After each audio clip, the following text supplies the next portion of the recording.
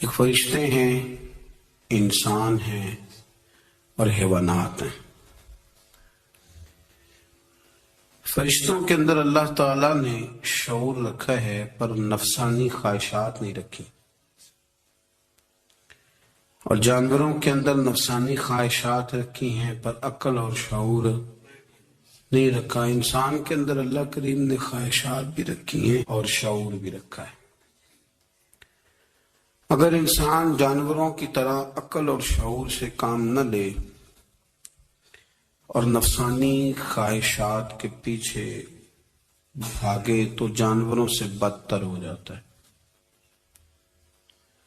اور اگر وہ عقل و دانی سے، فہم و فراست سے کام لے، نفسانی خواہشات کو کچل کر اللہ اور اس کے پیارے رسول صلی اللہ علیہ وسلم کے احکامات پر عمل کرے تو فرشتوں سے افضل ہو جاتا ہے۔ انسان کے وجود میں اللہ نے جن چیزوں کی خواہش پیدا کی ہے، اللہ فرماتے ہیں ان کی خواہشیں پوری کرو، پر نفسانی خواہش کو اصولوں کی بنیاد پر پورا کرو۔ اس کا ایک اصول بناؤ۔ کھانا کھانے کو دل کر رہا ہے پر ایک اصول کے تحت ہی کھانا ہے نا۔ اگر بے اعتدالی سے کھایا جائے گا تو انسان بیمار ہو جائے گا۔ انسان نے سونا ہے لیکن اگر وہ ہر وقت سوئے گا تو پھر اصول خراب ہوں گے، پیچیدگی پیدا ہوگی، مشکلات اس کے لیے بڑھ جائیں گی، وہ خرابی اس کے لیے آئے گی بہت ساری۔ اصول کے تحت وہ سوئے، باتیں کرنی چاہیے، باتیں کرنے کا حکم دیا گیا ہے۔ نفسانی چیزوں سے بڑھ کر اصول پسندی آپ کو مضبوط کرے گی، مستحکم کرے گی۔ دیکھیں نا، شریعت، دین، ہمارا دین درمیانہ دین ہے، وسطی امت ہے، ہمیں امت وسط بنایا گیا۔ مرید سے نذرانہ قبول کر لینا یہ سنت ہے، لیکن اس سے لالچ کرنا حرام ہے۔ اس سے کوئی چیز قبول کر لی یہ سنت ہے، سرکار بھی قبول کر لیتے تھے لیکن لالچ کرنا۔ اب یہاں اصول پسندی ہے، یہ اصول پسندی ہے کہ آپ اس میں فرق کر کے رکھیں کہ سنت کیا ہے اور لالچ بات ایک ہی ہے، لیکن کبھی وہ سنت ہے اور کبھی وہ۔ اب اس میں آپ نے اصول پہ قائم رہنا ہے، اصول پہ۔ میرے رسول کریم صلی اللہ علیہ وسلم پر اللہ کریم نے قرآن مجید نازل فرمایا تو سورہ صاد کے اندر ارشاد فرمایا وَلَا تَتَّبِعِ الْهَوَىٰ، خواہشوں کے پیچھے نہ چلنا۔ ذرا قرآن مجید کی ترتیب دیکھیے، خواہشات کے پیچھے فرمایا فَيُضِلَّكَ عَنْ سَبِيلِ اللَّهِ، ورنہ یہ تمہیں اللہ کے رستے سے بہکا دیں گی۔ بہک جاؤ گے، خواہشوں کے پیچھے چلو گے، یہ تمہیں اللہ کے رستے سے تم بہک جاؤ گے۔ اگر تم اندر کی بات مانو گے، زبان کے چسکے کی بات مانو گے، بہت اعلیٰ کھانے کی بات مانو گے، پینے کی بات مانو گے تو اللہ کے رستے سے بہک جاؤ گے۔ فرمایا ان الذین یضلون عن سبیل اللہ، بے شک وہ لوگ جو اللہ کے رستے سے بہک گئے۔ پہلے فرمایا بہکاتا کون ہے؟ نفس، تمہاری خواہشات تمہیں بہکاتی ہیں، اور فرمایا بے شک پھر جو لوگ بہک گئے لہم عذاب شدید بما نسوا یوم الحساب، فرمایا پھر ان کے لیے شدید عذاب ہے اس لیے کہ انہوں نے آخرت کے دن کو بھلا دیا ہے۔ اب اس آیت کا مفہوم ذرا سمجھیے۔ فرمایا خواہشوں کے پیچھے نہ چلنا تمہیں اللہ کے راستے سے بہکا دیں گی، اور فرمایا بے شک ان کے لیے سخت عذاب ہے جو اللہ کے راستے سے بہک گئے۔ اور کیوں سخت عذاب ہے؟ اس لیے کہ انہوں نے آخرت کے دن کو بھلا دیا۔ تو آخرت کا دن بھلا دیا، پیچھے کا خواہشوں کے پیچھے نہ چلنا تمہیں اللہ کا راستہ بھلا دیں گی۔ مفہوم آیت یہ ہوا، قرآن نے ہمیں ارشاد یہ فرمایا کہ خواہشات نفس کے پیچھے چلو گے آخرت کو بھول جاؤ۔ تمہارے ذہن میں یہ بات نہیں رہے گی کہ میں نے مرنا بھی ہے. پھر لوگ معاذ اللہ ثم معاذ اللہ یہ کہیں گے کہ بھائی یہاں جینے دو نا، پھر آگے جائیں گے تو دیکھی جائے گی. لوگ بھول گئے مرنے کو. ہماری ساری جدوجہد زندہ رہنے کے لیے ہے، ساری 60-70 سال کے لیے سارا کچھ ہے. آپ دیکھ لیں، ٹٹول لیں کسی بندے کو، صرف جتنی محنت کر رہا ہے وہ جینے کے لیے کر رہا ہے. رب کریم کے بندے جتنی محنت کرتے تھے مرنے کے لیے کرتے تھے، وہ مرنے کے لیے کوشش کرتے تھے کہ مر جانا. اس کے لیے ہم جتنی جدوجہد کر رہے ہیں ساری جینے کے لیے، جینے کے لیے. میرے رسول کریم صلی اللہ تعالی علیہ وسلم کا ایک فرمان ہے مسند امام احمد بن حنبل میں، اور بڑا نرالا، بڑا انوکھا اور بڑا معنی خیز ہے. حضور سید عالم صلی اللہ تعالی علیہ وسلم نے فرمایا بڑا بیوقوف ہے وہ شخص. ذرا ترتیب دیکھیے، حضور کی زبان سے نکلے ہوئے حکمت کے موتی. مسند امام احمد بن حنبل فرمایا وہ بڑا بیوقوف بندہ ہے جو چلتا اپنی خواہشات نفس کے پیچھے ہے اور امید یہ رکھتا ہے کہ رب مجھے آخرت میں انعام عطا کرے گا. چلتا کس کے پیچھے؟ خواہش کے پیچھے. اور کہتا یہ ہے کہ اللہ مجھے قیامت میں انعام دے گا. تو انعام تو اسے دیا جاتا ہے نا جو کو محنت کرتا ہے. دیکھیں نا، جس کا منہ پنڈی کی طرف ہے تو پنڈی وہ پہنچے گا کہ وہ جس کا منہ پنڈی کی طرف ہے وہ لاہور پہنچ جائے گا. منہ پنڈی کی طرف کرنا اور خواہش لاہور کی رکھنا، منہ کر لینا لاہور کی طرف اور خواہش پنڈی کے رکھنا، تو میاں یہ تو نہیں نہ ہوگا. پیچھے جو تلے خواہشات نفسانیہ کے ہمارے ہاں نا بہت بڑا رٹا ہے. آپ یقین کریں، میں اکثر کہتا ہوں، میں یہ کہا کرتا ہوں کہ ہمیں نا اپنی مرضی کا سارا کچھ چاہیے. اپنی مرضی کا سارا کچھ. ابا جی بھی اپنی مرضی کے، بچے بھی، استاد بھی، پیر صاحب بھی. پیر صاحب بھی میری مرضی کے ہونے چاہیے. بھائی وہ پیر صاحب ہے یا تو تم اس طرح کرنا کہ تو خود پیر بن جا. وہ بھی میری مرضی کا، ہر شے میری مرضی کی.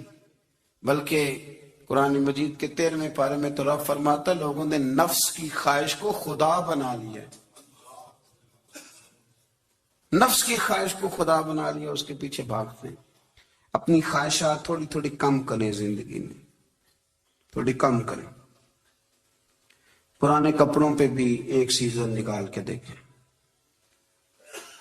ایک وقت کا کھانا جو اپنا آپ کا من بڑا چاہ رہا ہے نا، تو ایک وقت کا کھانا صرف اللہ کی رضا کے لیے کسی غریب کو دے کے دیتے. میں ایسے سینکڑوں اور ہزاروں لوگوں کو جانتا ہوں جن سے میں پوچھوں نا گھی کس بھاؤ ہے تو انہیں کوئی نہیں پتا. میں نے 2-4 نہیں کہے، میں نے سینکڑوں اور ہزاروں کہے. میں جانتا ہوں ان کو نہیں پتا چنے کی دال کا ریٹ کیا ہے، نہیں پتا. اور میں ایسے بھی سینکڑوں اور لاکھوں کو جانتا ہوں کہ جس کی بیوی رات کو خامد کو کہتی ہے کہ جو سویرے گھی لائے تھے وہ ختم ہو گیا، سویرے بچوں نے اسکول جانا ہے تو پراٹھے پکانے کے لیے گھی کوئی نہیں. تو درمیان والا بیٹا تو خشک روٹی بھی نہیں کھاتا.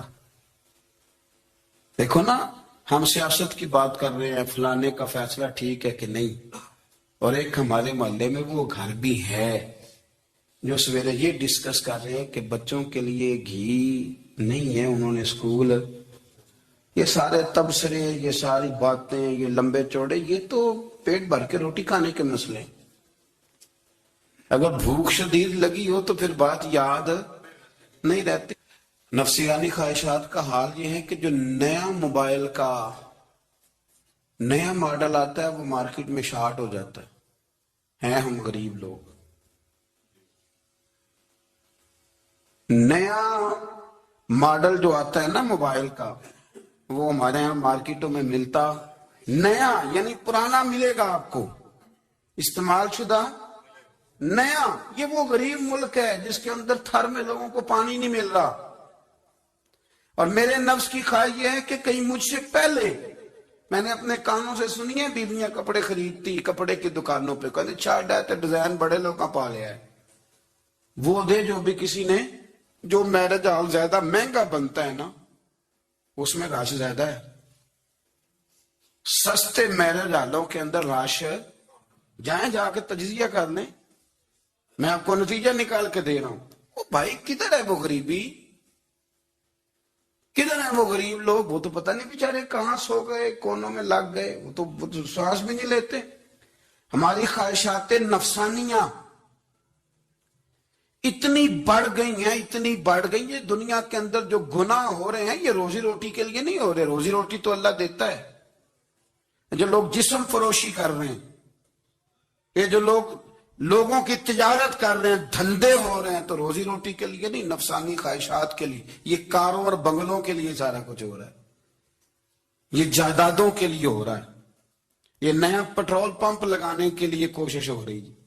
یہ ساری جدوجہد، مطلب آپ دیکھیں نا، ہمارے یہاں ایک گھر ہوتا ہے، گھر کے بعد ایک لان ہوتا ہے، اسے صبر نہیں آتا تو اس کے بعد پھر فارم ہاؤس ہوتا ہے، ڈیرا ہوتا ہے، اس کی الگ ہمیں ضرورت ہے.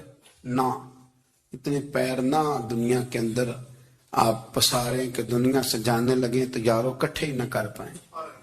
نہ اتنے نہ. اپنی زندگی مختصر، محدود، تھوڑا سا، تھوڑی خواہشات، گنے ہوئے پیسے، نفع تلے کام. میں آپ کو صحیح بتاتا ہوں، جیسے جیسے انسان بڑا ہوتا جاتا ہے وہ الجھتا جاتا ہے، اس کے مسائل بڑھتے جاتے ہیں. آپ دیکھ لیں ہمارے ہاں لوگوں کی آمدن تھوڑی نہیں، خرچے زیادہ ہیں. مسائل اخراجات کے، آمدن کے تھوڑے ہیں.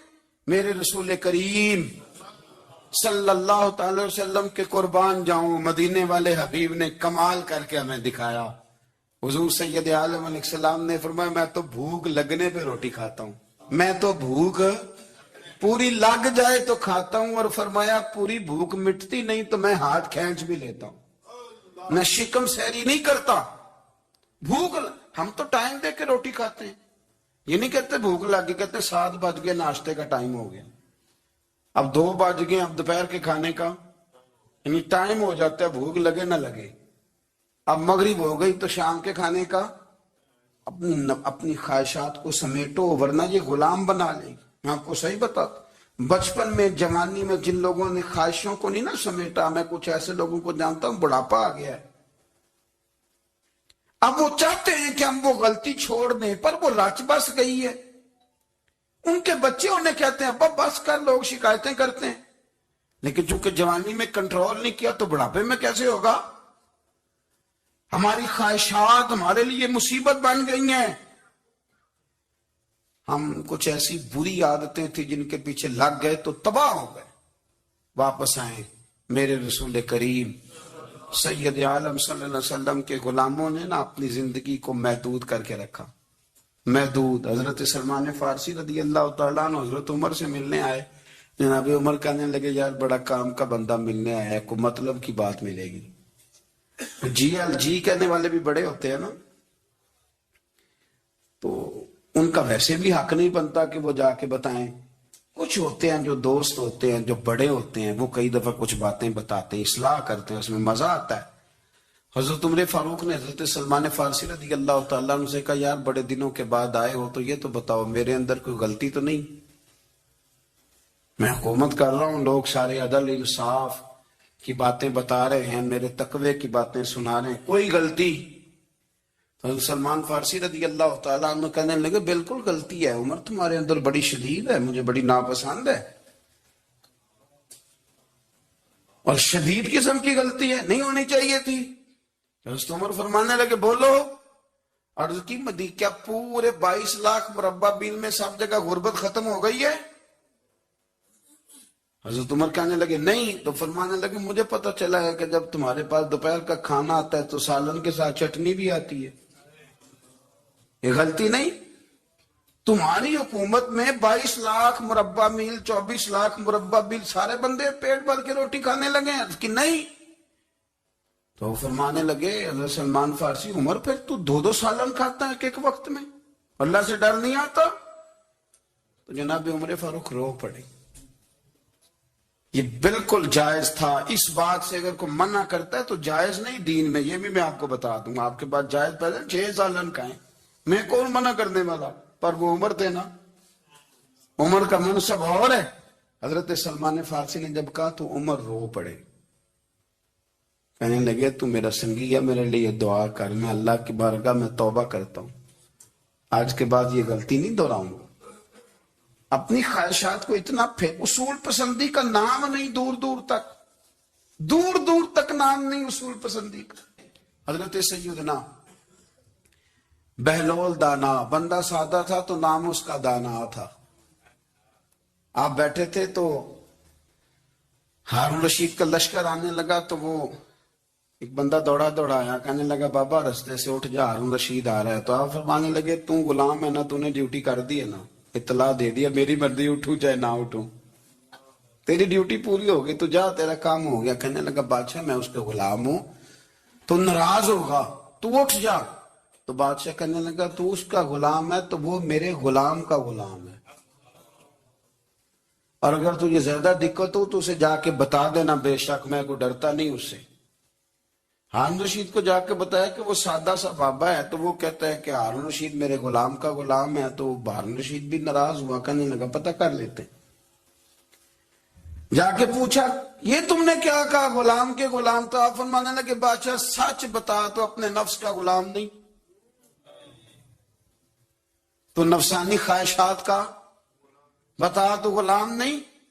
تو دوسرے بادشاہ کا جس طرح کا تخت اور تاج دیکھتا ہے اس طرح کا بنوا کے رکھ نہیں لیتا, تو غلام ہے کہ نہیں نفس کا. بادشاہ چپ کر گیا, فرمانے لگے تو نفس کا غلام ہے اور نفس میرا غلام ہے, اور میری مرضی پہ چلتا ہے. تو اب بول تو غلام کا غلام ہے کہ نہیں. تو ہارون رشید کہنے لگے حضرت بہلول دنا سے میں نے کئی دفعہ ارادہ کیا ہے کہ آپ سے نہ ملوں, پر آ ہی جاتا ہوں, پر فتح ہر دفعہ آپ کی ہو جاتی ہے, کامیابیاں آپ کو ہی ملتی. دوست تھوڑا نہ کہیں رکیں, کوئی ایک آدھ خواہش, کوئی ایک آدھ پروگرام. ہماری خواہشات بڑی لمبی چوڑی. خواہشات کے ساتھ ہی ہم دوستی کرتے ہیں, خواہشات کے ساتھ ہی ہم رشتہ داری کرتے ہیں, خواہشات کے ساتھ ہی ہم شادی کرتے ہیں. سارا کچھ خواہشات کے ساتھ. سیاسی شادیاں, وہاں شادی کریں گے تو اتنا مال آئے گا, اتنا کچھ جائے گا, خواہشات کے ساتھ. رشتہ داری خواہشات, غریب رشتہ دار سے دوستی نہیں, خواہش نہیں پوری کر سکتا. امیر سے, ہر شے خواہشات کے لیبل کے اندر بندھی ہوئی.